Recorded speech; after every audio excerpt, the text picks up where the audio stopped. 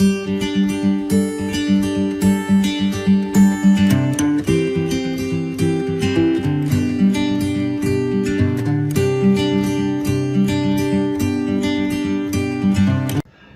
guys, welcome to Mukuls again. My name is Mukul. আমি আজকে আপনাদের শেখাবো কিভাবে দ্রুত ইংরেজিতে কথা বলা শিখতে পারেন বা ইংরেজিতে কথা বলার অভ্যাসটি গড়ে তুলতে পারেন। আমি আজকে আপনাদের দুটি ওয়ার্ড ব্যবহার করে কিভাবে আমরা দ্রুত ইংরেজিতে কথা বলা শুরু করতে পারি সেই প্রসেসটি দেখাবো, যা ইতিপূর্বে হয়তো বা আপনি দেখেননি, যেটা আমি আজকে আপনাদের দেখাবো। এছাড়াও আপনি শিখতে পারবেন এই দুইটি ওয়ার্ডের পারফেক্ট ব্যবহার, কিভাবে আপনি এই দুইটি ওয়ার্ড আপনি স্পোকেন ইংলিশে ব্যবহার করবেন সেটাও কিন্তু এই লেসন থেকে শিখতে পারবেন।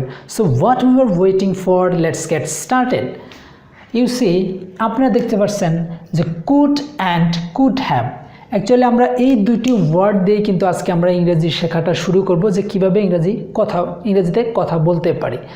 সো কুড আমরা কখন ব্যবহার করব আমাদের স্পোকেন ইংলিশে, এবং কুড হ্যাভ আমরা কখন ব্যবহার করব আমাদের স্পোকেন ইংলিশে। আশা করি লেসনটি অনেক ভালো লাগবে। সো আমরা প্রথমেই দেখব কুড দিয়ে আমরা কিভাবে কথা বলতে পারি।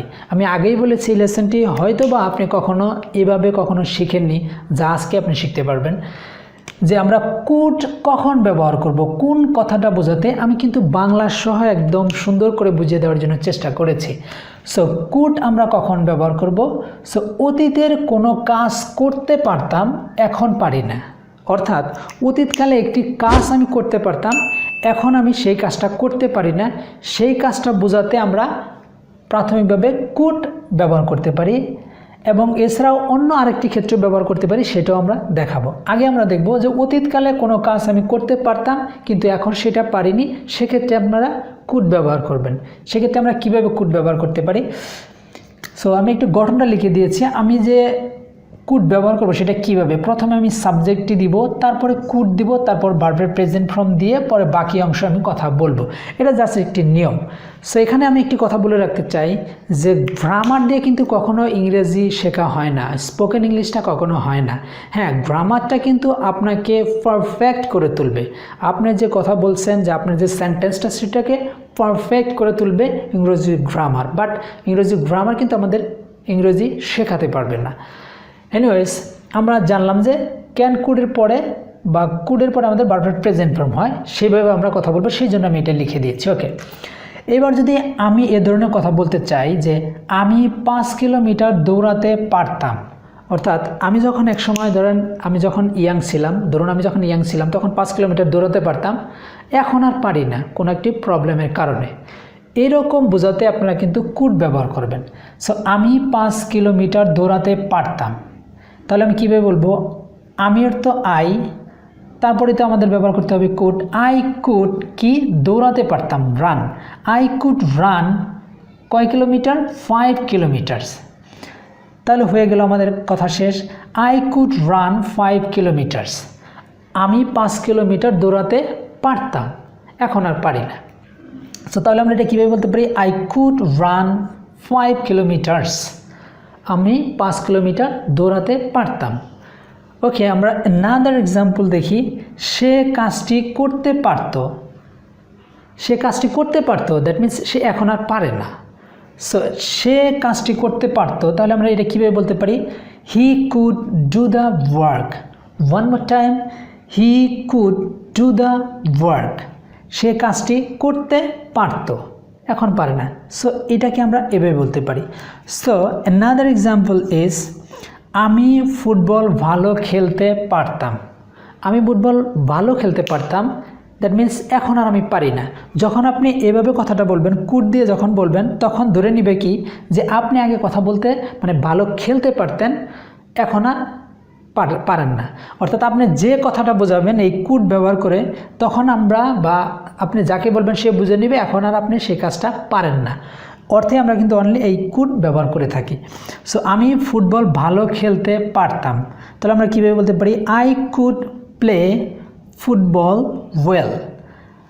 One more time, I could play football well. Repeat after me, I could play football well. আমার সাথে রিপিট করলে হবে কি আপনার যে জড়তাটা সেটা দূর হয়ে যাবে এবং আপনার যে ফ্লুয়েন্সিটা সেটাও কিন্তু বেড়ে যাবে। সেই জন্য আমি বারবার বলছি রিপিট আফটার মি, আমার সাথে বলবেন, খুবই দ্রুত বলার জন্য চেষ্টা করবেন যে I could play football well, I could play football well. তাহলে দেখবেন একসময় আপনার জড়তাটা কেটে যাবে। ওকে, এবার আমরা শিখলাম যে আমি পূর্বে কাজটি করতে পারতাম কিন্তু এখন পারি না, সেই অর্থে আমরা কুড ব্যবহার করতে পারি। আমি কয়েকটি উদাহরণ দিয়েছি, এখন থেকে আপনি আরও অনেক উদাহরণ দিয়ে বলতে পারবেন যে আমি আগে গান গাইতে পারতাম, দ্যাট মিনস এখন পারি না। আমি আগে অনেক কাজ করতে পারতাম, এখন পারি না, ইত্যাদি কথা বোঝাতে আপনি কিন্তু এভাবে ব্যবহার করতে পারেন। এবার আমরা জানবো যে কুড আমরা তখনই ব্যবহার করি পোলাইটলি পারমিশন, অর্থাৎ কোনো অনুমতি নেওয়ার জন্য, এবং সেটা খুবই নম্র ভদ্রতার সাথে। ধরেন আমার কোনো স্যার, আমার কোনো বস, আমার মানে সিনিয়র পার্সনের কাছ থেকে কোনো অনুমতি নিব, আপনি সম্বোধন করে, সেক্ষেত্রে আমরা কুড ব্যবহার করে কিন্তু সেখান থেকে আমরা তার কাছ থেকে কোনো অনুমতি কিন্তু আমরা নিয়ে থাকি, সেক্ষেত্রে আমরা কিন্তু কুড ব্যবহার করতে পারি। যেমন এইভাবে, আপনি কি আমাকে সাহায্য করতে পারবেন? Could you help me? আপনি কি আমাকে সাহায্য করতে পারবেন? Could you help me? Please repeat after me, could you help me? আপনি কি আমাকে সাহায্য করতে পারবেন? দ্যাট মিন্স আপনি অর্থে আমি ব্যবহার করছি। এখন আমি যদি বলি তুই কি আমাকে সাহায্য করতে পারবি, তাহলে আমি এখানে ক্যান ইউজ করে দিব। Can you help me? তুই কি আমাকে সাহায্য করতে পারবি? তার মানে আমার ফ্রেন্ডকে আমি যদি বলতে চাই যে তুই কি আমাকে সাহায্য করতে পারবি, তাহলে সেক্ষেত্রে ক্যান ব্যবহার করলেই হবে, can you help me. But আপনি যখন কুড ব্যবহার করবেন বা আপনি কখন কুড ব্যবহার করবেন, আপনার যখন সিনিয়র পার্সনের কাছ থেকে আপনি যখন কোনো অনুমতি নেবেন, সেক্ষেত্রে অবশ্যই কুড ব্যবহার করবেন। So could you help me, আপনি কি আমাকে সাহায্য করতে পারবেন? সো এই ছিল কুড এর ব্যবহার। আশা করি বুঝতে পেরেছেন যে কোন ক্ষেত্রে আসলে কুড ব্যবহার করতে হয় বা কোন কথাটা বোঝাতে আমরা কুড ব্যবহার করব। সো এবার আমরা দেখব যে কুড হ্যাভ আমরা কখন ব্যবহার করতে পারি। মজার বিষয় হচ্ছে এখানেই যে আমরা কুড হ্যাভ যখন শিখব তখন একটা মজার জিনিস আমরা শিখতে পারবো। সো এবার আমরা কুড হ্যাভ দিয়ে কথা শিখব। ওকে, এখন আমরা দেখব কুড হ্যাভ এর ব্যবহার। কুড হ্যাভ দিয়ে আমরা কিভাবে কথা বলতে পারি। ইটস ভেরি ইন্টারেস্টিং যে কুড হ্যাভ আমরা কখন ব্যবহার করব। সেখানে দেখুন যে অতীতে যে কাজ হতে পারত কিন্তু হয়নি, অথবা যে কাজটি তুমি করতে পারতে কিন্তু করনি। মানে অতীতকালে একটি কাজ আপনি করতে পারতেন, আপনার অ্যাবিলিটি ছিল কিন্তু আপনি করেননি, করে দেননি, ইচ্ছাকৃতভাবে হোক অনিচ্ছাকৃতভাবে হোক আপনি করে দেননি, সেক্ষেত্রে আপনারা ব্যবহার করবেন কুড হ্যাভ। আর আমরা শিখেছি কিছুক্ষণ আগে যে শিখলাম কুডের ব্যবহার, অর্থাৎ অতীতকালে যে কাজটা আপনি করতে পারতেন এখন আর পারেন না, সেটা বোঝাতে কুড। আর কুড হ্যাভ তখনই ব্যবহার করবেন যে অতীতকালে কোনো কাজটা আপনি করতে পারতেন কিন্তু করে দেননি, করেননি, ইচ্ছাকৃতভাবে হোক অনিচ্ছাকৃতভাবে হোক করেননি। যদি এরকম অর্থ প্রকাশ করতে চান, বোঝাতে চান, সেক্ষেত্রে আপনাকে ব্যবহার করতে হবে কুড হ্যাভ। সো আমরা এক্সাম্পল দেখলে কিন্তু আমাদের স্পষ্ট হয়ে যাবে বিষয়টা। সো গঠনটা হচ্ছে এইভাবে যে সাবজেক্ট আমাকে দিতে হবে, তারপরে কুড হ্যাভ দিব, তারপর কুড হ্যাভের পরে ভার্ব 3 আমাকে দিতে হবে, অর্থাৎ ভার্বের পাস্ট পার্টিসিপল ফর্ম ইউজ করতে হবে, then object or rest of the sentence. Okay, আমরা এবার দেখব কিছু example to better understand. Bangladesh ম্যাচটি জিততে পারত, অর্থাৎ এরকম খেলা হয়েছিল যে কোনো একটা ভুল করার কারণে হয়তো বা বাংলাদেশ ওই ম্যাচটি হেরে গেছে। জিততে পারতো কোনো একটা ভুল হওয়ার কারণে, জেতার সম্ভাবনা ছিল কিন্তু জিততে পারেনি। সো এটা বোঝাতে আমরা কিন্তু ব্যবহার করতে পারি কুড হ্যাভ, বা আমাদেরকে ব্যবহার করতে হবে কুড হ্যাভ অবশ্যই। তাহলে কি বাংলাদেশ ম্যাচটি জিততে পারত। So Bangladesh could have won the match. So এখানে দেখুন কুড হ্যাভ যখন আমি ব্যবহার করব, কুড হ্যাভের পরে ভার্বের পাস্ট পার্টিসিপল ফর্ম দিতে হবে, উইন, ওন, অন, ঠিক আছে। So repeat after me, Bangladesh could have won the match. Bangladesh ম্যাচটি জিততে পারত। আমি যদি বলি ইন্ডিয়া ম্যাচটি জিততে পারত, তাহলে India could have won the match. India ম্যাচটি জিততে পারত। ওকে, এবার আমরা দেখব another example is আমি গতকাল ফর্মটা জমা দিতে পারতাম, অর্থাৎ কোনো একটি ফর্ম ছিল, হয়তো আমি কলেজ বা ইউনিভার্সিটিতে ভর্তি হয়েছি, গতকালকে আমি ফর্মটা জমা দিতে পারতাম, অথবা কোনো যেমন জব এক্সামের যে আমার ফর্মটি ছিল সেটা জমা দিতে পারতাম, কিন্তু আমি দেইনি, ইচ্ছা করে দেইনি। সো সেক্ষেত্রে এরকম বোঝাতে আপনি কুড হ্যাভ ব্যবহার করবেন। যেমন আমি গতকাল ফর্মটা জমা দিতে পারতাম, তাহলে কীভাবে বলবো আমি? I could have submitted the form yesterday. আমি গতকাল ফর্মটা জমা দিতে পারতাম কিন্তু দেইনি, মানে আমার অ্যাবিলিটি ছিল, আমি করতে পারতাম কিন্তু দেইনি। So repeat after me once again. আমি গতকাল ফর্মটা জমা দিতে পারতাম। I could have submitted the form yesterday. আমি গতকাল ফর্মটি জমা দিতে পারতাম। আবার আমি এই কথা বলতে পারি, আমি তাকে সাহায্য করতে পারতাম। তাহলে এটা কিভাবে আমি ইংরেজিতে বলবো, এটা প্লিজ একটু কমেন্ট সেকশনে জানাবেন। আমি তাকে সাহায্য করতে পারতাম, এটা কমেন্ট সেকশনে আপনারা লিখে জানাবেন যে আমি তাকে সাহায্য করতে পারতাম। ওকে, এবার গেল 1 পয়েন্ট, যে নাম্বার 1 পয়েন্ট। এবার আমরা 2 নম্বর পয়েন্টটা দেখব যে কখন আমরা আরও কুড হ্যাভ ব্যবহার করতে পারি অতীতের সম্ভাবনা বোঝাতে। অতীতের সম্ভাবনা বোঝাতেও কিন্তু আমরা কুড হ্যাভ ব্যবহার করে থাকি, বা কুড ব্যবহার করতে হবে। যেমন কেমন কথা, যে ও বোধহয় বৃষ্টিতে আটকে পড়েছিল, মানে এই যে সম্ভাবনা, আমরা একটা ধারণা করছি যে ও গতকালকে বা ও আজকে আসেনি, তাহলে ও হয়তো বা কোনো একটা সমস্যায় পড়েছে, এই যে একটা সম্ভাবনা, এই সম্ভাবনা বোঝাতেও কিন্তু আমরা কুড হ্যাভ ব্যবহার করব, ঠিক আছে? সো ও বোধহয় বৃষ্টিতে আটকে পড়েছিল, তাহলে আমরা কীভাবে বলতে পারি? হি কুড হ্যাভ স্টাক মানে আটকে পড়া, মানে পড়েছিল।